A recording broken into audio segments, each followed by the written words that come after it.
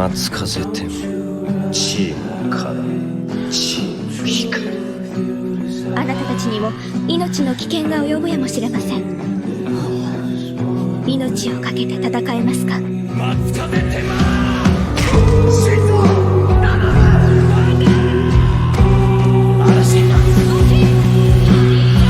お前たちには希望などない。それを思い知れ。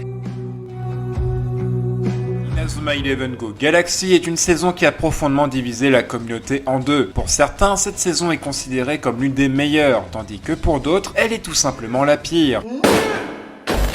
Mais alors, où se situe le juste milieu? Il convient tout d'abord de prendre en considération que malgré la popularité de Chronostone, la franchise Inazuma est en déclin, ce qui fait de Galaxy un tournant décisif pour la saga. Quelle meilleure façon de relancer l'intérêt des fans que de promettre une troisième saison avec une toute nouvelle sélection d'Inazuma Japon composée des meilleurs joueurs de...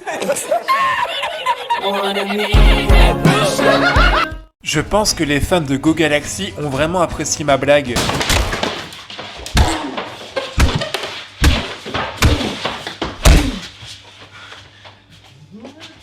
Plus sérieusement, abordons maintenant le thème le plus controversé de Galaxy, qui est souvent cité comme un point négatif majeur, la fameuse équipe d'Inazuma Japon. Pour beaucoup, le principal problème de cette équipe réside dans ses joueurs. Des joueurs qui sont en dessous des attentes des fans, eux qui théorisaient sur leur meilleure sélection de Go. Mais est-ce que ça aurait été une bonne idée d'avoir un Inazuma Japon comme celui d'Orion, totalement fade, dont des joueurs seraient seulement présents pour le fanservice, avec aucune relation entre les personnages, aucun développement? Seulement à l'épisode 8, Mark va déjà considérer toute l'équipe comme étant ses amis, alors qu'il n'a jamais connu Shaun, Xavier dans cette timeline, d'où ils sont déjà potes. Cependant, dans le Inazuma Japon de Galaxy, on ressent qu'une authentique alchimie s'est peu à peu instaurée entre les différents protagonistes. En effet, cette harmonie n'était pas présente dès le début de la saison, étant donné les nombreuses disputes, les rumeurs et l'absence de motivation des personnages à jouer au football. それぞれ条件を出されて雇われてるだけなんですから。 À l'issue de l'intrigue, il est clair que les protagonistes ont un vécu profond et qu'ils partagent une véritable amitié. On peut notamment mentionner plusieurs duos qui illustrent cette dynamique, tels que Shindo et Ibuki, JP et Tetsukado, ou encore Manabe et Minao. En effet, ces personnages ont réussi à dépasser leurs différences et à construire des liens solides au fil de leur aventure commune. Leur interaction et leur échange ont permis de développer des personnages plus complexes et nuancés, tels que Kusaka avec la notion de la force. Que signifie être fort? De cette manière, Go Galaxy parvient à créer des personnages crédibles et attachants. Par ailleurs, si on aurait eu la rébellion Japon en tant que protagoniste, l'équipe aurait pu être perçue comme trop puissante et invincible. Dans les animés, les protagonistes ont souvent un rôle de modèle pour les téléspectateurs et les lecteurs, et une équipe de ce niveau aurait pu donner une fausse impression de la réalité du sport. Voilà.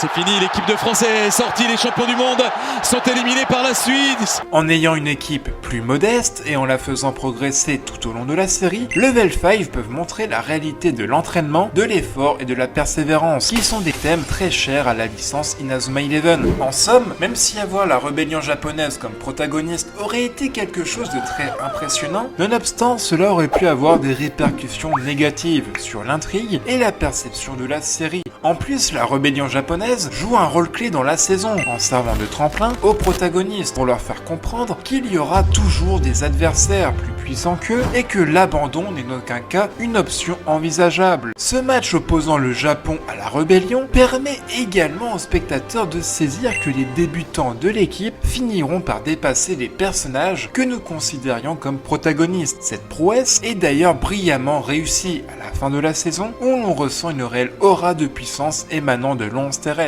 De plus, l'une des critiques majeures à l'encontre du 11 terrestre réside dans les faits que ses membres seraient des randoms, n'ayant jamais joué au football. Mais convient-il véritablement de les considérer comme de simples randoms, sans expérience? En réalité, chacun de ces joueurs possède une particularité qui lui est propre, témoignant de son aptitude à contribuer de manière significative à l'équipe, comme Sakura, qui est une championne de gymnastique artistique, qui lui permet donc d'exécuter des mouvements défensifs et offensifs qu'elle seule peut produire. pire. Manabe et Minao, quant à eux, se distinguent par leur intelligence. Le premier en tant que champion de mathématiques et le second en tant que fils d'un détective de renom. Ensemble, ils forment un duo de défenseurs extrêmement solide et fiable. Konoha, pour sa part, est une personne très attentive à l'état de son équipe. Elle est capable de remarquer immédiatement quand un joueur ne va pas bien, tel que Kusaka, agissant presque comme un capitaine. Elle est la seule à avoir remarqué le remplacement de Victor. Chacun des joueurs possède ainsi sa propre particularité. Certes, une telle situation peut sembler tirée par les cheveux, étant donné que dans la vraie vie, il n'est pas envisageable de remplacer Hugo Lloris par Tony Parker. Cependant, dans l'univers d'Inazuma, on a déjà quand même des mecs qui jouent avec des dinosaures,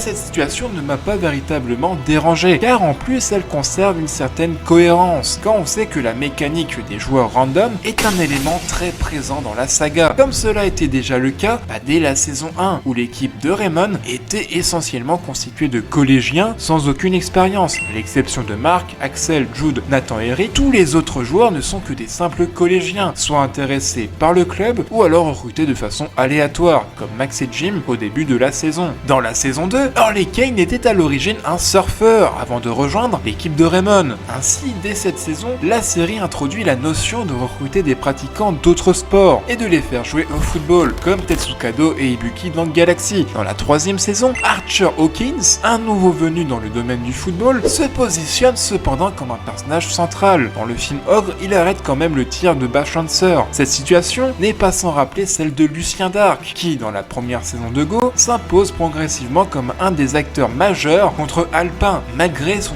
inexpérience initiale. De même, dans Chronostone, Sor, qui ne possède aucune expérience en football, se révèle être un défenseur clé pour l'équipe ultime.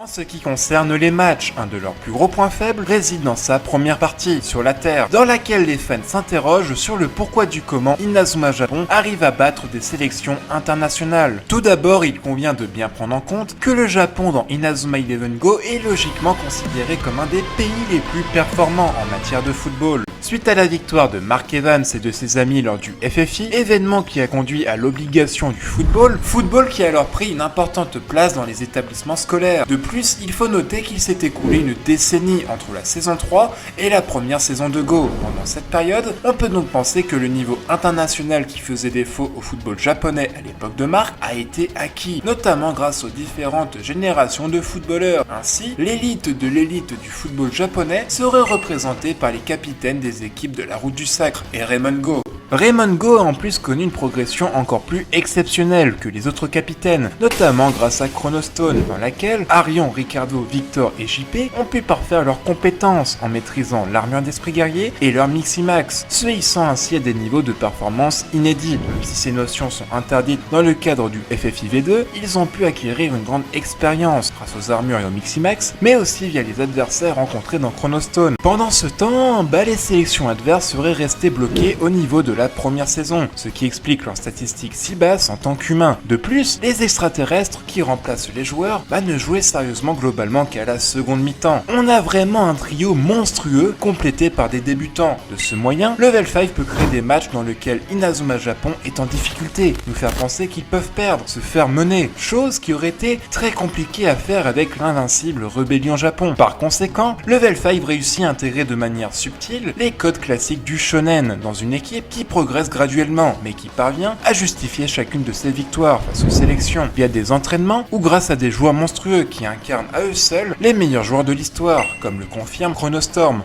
Concernant les matchs dans l'espace, ce que j'ai beaucoup aimé, c'est qu'à chaque confrontation, Inazuma Japon a plusieurs difficultés, que chaque équipe qu'ils affrontent ont avec eux un roi céleste qui ont pour rôle de faire perdre le monstre terrestre. Sur Civika, la gravité est plus intense que celle sur la Terre, obligeant ainsi les joueurs terrestres à adapter leur jeu et à revoir leur manière de passer. Sur Nayadi, les habitants sont dotés de la capacité de lire les pensées, forçant ainsi Arion et ses amis à jouer sans réfléchir, uniquement sur le principe du réflexe. Sur Magmavia, la difficulté réside dans la chaleur, qui est aux limites du supportable pour un être humain. Enfin, sur Fertilia, l'obstacle est cette fois psychologique, car les joueurs peuvent mourir à tout moment sur le terrain. J'ai apprécié globalement tous les matchs, même ceux sur la Terre, notamment la finale contre Stormwolf, qui avait plusieurs moments épiques, comme ceux dans l'espace. Il est facile de constater que chacun d'entre eux a été à la hauteur de mes attentes. Tous ont été épiques, remplis de moments forts et de rebondissements. J'ai été en fait tellement absorbé par le match contre Civika que j'ai enchaîné les 3 épisodes d'affilée. En vrai, j'ai été submergé, tu vois, par une vague d'émotions et de frissons, ce qui m'était pas arrivé depuis longtemps devant un match d'Inazuma Eleven, même sur Nayadi. Le match a été marqué par le réveil spectaculaire de Matatagi, tandis que sur Fertilia, la mort de Banda, le but de Kusaka, mais aussi plus tard, la confrontation entre Victor et Arion ont été des moments incroyablement intenses. Ozrock Boldar est l'antagoniste principal de la série Inazuma Eleven Go Galaxy. Il est présenté tout d'abord comme membre d'un conseil qui a pour but de parler à la Terre du Grand Celestia Galaxy. Cependant, on apprend plus tard que son but premier est de se venger de Falamorbius, la planète qui a détruit sa planète d'origine. Comme l'a dit George Lucas, tout le monde pensait que Dark Vador était ce grand méchant qui n'avait pas de cœur. Il était juste le mal. Mais la vérité, ce n'est pas du tout ça. Derrière, il y a quelqu'un qui a tout perdu. Cette citation s'applique également à Ozrock, qui est animé par le cycle de la haine, cherchant à venger sa planète et son peuple en détruisant Falamorbius. Dans un moment clé de la série, Ozrock révèle qu'il a déjà envahi les 8 centres de commande centraux de Falamorbius, incluant 7 millions de vaisseaux spatiaux pour le sauvetage d'urgence. Il explique ensuite l'histoire d'Ixarl et son plan basé sur la vengeance. Si Falamorbius perdait le match, les transports d'évasion seraient détruits. Ainsi, il condamne les habitants à mourir dans le trou noir. この星が消えようが残ろうが私にはどうでもいい。 En revanche, s'il gagnait, les vaisseaux seraient restitués. En utilisant cette stratégie, Ozrock veut que les citoyens de Falamorbius ressentent la peur qu'ils avaient eue lors de la destruction de leur monde. Malgré sa motivation de base, Ozrock n'est pas totalement méchant juste pour être méchant. Il est un personnage nuancé et bien écrit, animé par un désir profond de venger son peuple. Dans ce sens, il est similaire à Nagato de l'univers de Naruto, qui est également animé par le cycle de la haine, en cherchant à se venger du monde ninja qui a causé la mort de ses proches. Finalement, après sa défaite contre Arion et ses amis, Ozrock reste envahi par la vengeance, mais la princesse Lalaya lui pardonne ses actes afin de briser le cycle de la haine. Pour ma part, c'est un de mes antagonistes d'Inazuma Eleven préférés et avec une des rédemptions les mieux écrites. どうやっても勝てない。天馬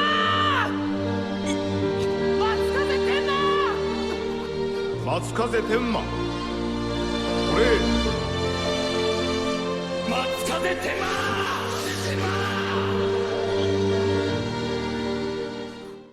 Maintenant sur le développement d'Arion Sharwin, qui a parcouru un chemin remarquable, passant d'un néophyte du ballon rond à un capitaine inexpérimenté, donnant des directives approximatives. Dans Chronostone, Arion a subi une prise de conscience douloureuse lorsqu'il s'est rendu compte qu'il ne possédait pas les qualités d'un meneur, tel que Sol ou Ricardo. Cependant, il a su tirer parti de ses autres qualités. C'est à ce moment-là qu'Arion a compris le genre de capitaine qu'il était vraiment. Le problème dans Galaxy, c'est que Arion a beaucoup trop de responsabilités. Il ne doit plus seulement endosser le rôle de capitaine, il doit devenir un guide pour ses amateurs dépourvus de toute connaissance footballistique. Arion, totalement investi dans son rôle de guide et de soutien envers ses coéquipiers, si bien qu'il s'était complètement absorbé dans cette tâche, oubliant pour un temps sa passion pour le football. Cette dernière qu'il avait dévoilée tel un vent frais et pur lors de sa rencontre avec les Chevaliers Noirs, s'était depuis lors estompé en raison du fardeau des responsabilités qui pesait sur ses épaules. C'est alors que Matatagi va jouer un rôle crucial, réveillant notre héros de son sommeil et l'invitant à se reconnecter avec son style de jeu afin de battre l'armada Ixar. Ce moment de retrouvailles avec soi-même donne naissance à l'une des plus mémorables scènes d'Inazuma, où l'on peut voir le retour triomphant du Arion, capable de faire face aux Chevaliers Noirs, seul grâce à sa maîtrise inégalée du dribble. De plus, on sent que Arion a vraiment évolué dans cette saison. Concernant Ricardo, quel est son rôle? Au début de la saison, il a un état d'esprit qui contraste avec le Ricardo que l'on connaît. La raison est simple, Ricardo incarne les fans d'Inazuma Eleven, car si on y réfléchit bien, toutes les remarques qu'il prononce à l'encontre des débutants coïncident avec nos propres pensées. Pourquoi ces joueurs? Pourquoi tu tiens tant à Kusaka? Ils n'ont pas le niveau international. Tandis que Ricardo est le reflet des fans, Arion est celui de Level 5. En rassurant Ricardo, en lui disant qu'il y a forcément une raison, à travers Ricardo, Level 5 prend les remarques qu'ils avaient probablement anticipées afin de répondre directement aux fans. Victor a pris de court tous les fans d'Inazuma en rejoignant l'équipe de Falamorbius. Non! non, ils ont pas fait ça. Mais si, ils l'ont fait, putain. Abandonnant ainsi sa planète natale où réside sa famille et ses amis. Cette décision a laissé perplexe plus d'un spectateur, mais en réalité, elle se justifie pleinement. Après une discussion avec le père de Lalaya, Victor a découvert le moyen de sauver la galaxie tout entière, une solution qu'il ignorait jusqu'alors, ayant été enlevée avant que Arion ne puisse la révéler. Cette solution consiste via les pouvoirs des pierres d'espoir d'actionner un laser géant afin de détruire le trou noir qui menace grandement Falamorbius. Toutefois, le trou noir en question est 3 fois plus grand que celui qui avait jadis détruit la planète de Potomori, ce qui implique que le laser doit être alimenté par une puissance considérablement accrue. Cette puissance sera comblée grâce à l'énergie vitale, une énergie qui se manifeste lors d'affrontements opposant des visions divergentes. Et quoi de mieux que de mettre en place une bataille entre rivaux pour produire un maximum d'énergie vitale.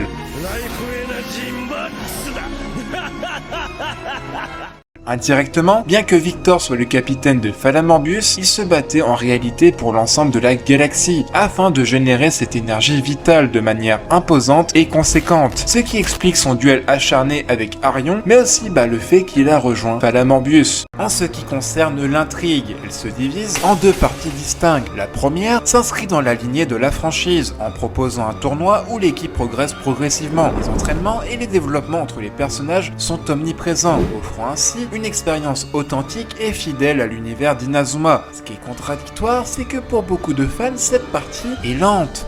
Peu intéressant. Pourtant, pour ma part, cette première partie apporte un aspect thriller à la saison. De nombreuses interrogations planent autour de cette équipe. Pourquoi ces joueurs ont-ils été choisis? Que manigance Redark? Qui se cache derrière ce mystérieux clown? Quel secret entoure les sélections internationales? Qui est réellement Matatagi? Et comment Redark a-t-il survécu? Il est fort probable que Level 5 ait choisi d'introduire cet aspect thriller afin de captiver l'attention des fans, conscients du risque que représentait l'équipe d'Inazuma Japon. Reparlons brièvement de cette équipe. Je vous ai expliqué que les joueurs de la Rébellion Japon n'auraient pas pu incarner l'équipe d'Inazuma Japon. Non seulement leur puissance démesurée les aurait rendus invincibles, mais également d'un point de vue scénaristique. Qu'est-ce qu'on aurait pu raconter de plus sur des personnages ayant déjà eu globalement leur arc narratif? Les joueurs tels que Sol ou Beilong, n'ont plus grand chose à apprendre. Ils ont déjà raconté leur histoire et il n'y a plus grand chose à dire à leur sujet. C'est pourquoi il était crucial de choisir une nouvelle équipe pour représenter Inazuma Japon et donner lieu à de nouvelles histoires. Des histoires qui aborde même des thèmes assez sombres, comme la pression familiale, le fait de se créer un masque afin d'être conforme pour la société, faire son deuil, le harcèlement, être orgueilleux et fier. Toutes ces choses n'auraient pas pu être abordées avec les joueurs de la Rébellion Japon ayant tous été déjà développés via les films ou la première saison et Chronostone. Il convient de souligner que la raison formelle derrière la sélection de ces joueurs réside dans la nouvelle mécanique des totems. En effet, tous les nouveaux joueurs ainsi que le trio de Go ont la chance de bénéficier de cette fonctionnalité que les joueurs de la Rébellion Japon ne possèdent pas. D'autant plus, des joueurs puissants comme Dracul et Vulpine n'intéressent pas le patriarche Redark, dont ils jugent la puissance négligeable. De plus, je tiens à souligner le nombre d'entraînements que subissent les débutants de l'équipe lors des 18 premiers épisodes. C'est simple, quasiment chaque épisode nous dévoile des séances d'entraînement. Au début, les séances s'apparentent à des exercices d'entraînement conventionnels axés sur la maîtrise du ballon et la précision des passes. Cependant, au fil de leur victoire, leur entraînement s'accentue et c'est ainsi que rentre en scène la Chambre Noire, une salle d'entraînement futuriste qui repose sur des technologies d'hologramme, ce qui a considérablement amélioré le niveau des débutants. On peut donc théoriser qu'ils ont largement à ce moment-là les niveaux des équipes du début de la Route du Sacre, l'élite du Japon. En ce qui concerne la deuxième partie, elle se distingue par son originalité, s'écartant des sentiers battus de la licence tout en maintenant le Grand Celestia Galaxy comme fil rouge. De ce fil rouge émergent plusieurs thèmes intéressants, parmi lesquels se démarque la notion de la mort, alors que la mort est généralement considérée comme un événement triste. Sur Fertilia, elle revêt un caractère banal. Les habitants de cette planète ne vivent qu'une existence brève et éphémère, ce qui les pousse à en savourer chaque instant. Le message émanant de cette planète est clair, il faut profiter de la vie, même si sa durée est courte et les épreuves nombreuses. Magmavia offre le spectacle d'un conflit générationnel. D'un côté, nous sommes témoins d'une population attachée aux traditions, préservant avec ferveur ses ailes et sa culture ancestrale. De l'autre côté, se dressent des habitants qui ont fait le choix d'abandonner leurs ailes, optant ainsi pour une modernisation fulgurante. Ce thème résonne de manière particulièrement profonde avec notre société contemporaine,